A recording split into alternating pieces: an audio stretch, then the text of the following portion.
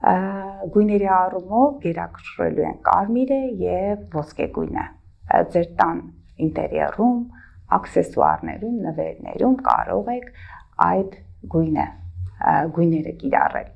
2026 թվականը 226 թվագիտության առումով 1 է։ 1-ը ամեն ինչի նորի սկիզբն է։ 25-ը 9-ն է, վերջացնում ենք եւ գնում ենք առաջ նոր նախաձեռնությունների համար։ Մանավանդ նրանք, ովքեր ծնվել են ամսի 1-ին կամ հունվար ամսում, կամ նրանց թվերի հանրագումար, այսպես պետք է գումարենք օրը, ամիսը, տարին եւ վերջում, եթե երկնիշ թիվ է ստացվում, գումար, ասենք 3-7, հա, գումարեք կամ 2-8, 28 կարող է ստացվել կամ 37, գումարում եք իրան, ստացվում է 1, այդ մարդկանց համարը շատ կարևոր։ Նրանք, ովքեր ինտելեկտուալ աշխատանքով են զբաղվում, նոր նախաձեռնությունների ժամանակահատված է մանավանդ ջրհոս, խոյ եւ երկօրյակ,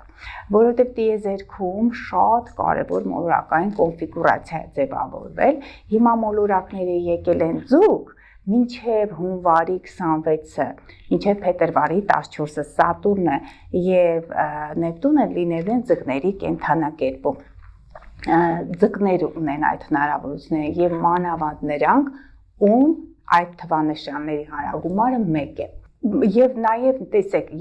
ես նշում եմ այստեղ, չէ, ջրհոս եւ երկօրյակ ամենաինտելեկտուալ նշաններն են։ Եթե նաև ձեր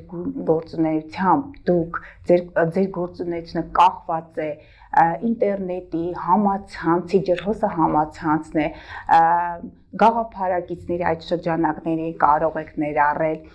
ինֆորմացիայի տեղեկատվության հետ է կապված, ապա դուք հենց ձեր ապսեի մեջ եք, որովհետև հենց այս տարի նոր հնարավորություններ տարի է, փաստորեն։ Իսկ այլ հորոսկոպի նշաններին ինչ է սպասում։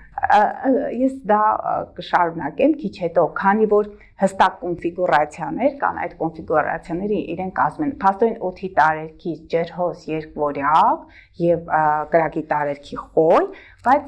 եթե մենք դիտարկում ենք նաեւ կշեռքների համար է բարենպաստ նոր ընկերական շրջապատ, նոր ծանոթությունների համար, բայց կշեռքները թող ուշադիր լինեն, որովհետեւ այդ հունվարի 26-ից փետրվարի 14-ից մոլորակները կուտակվելու են խոյում, իսկ խոյը կշեռքի համար ամուսնության գործընկերային հարաբերություններ տուն է։ Այնտեղ խառնաշփոթ վիճակ կարող է լինել մի կողմից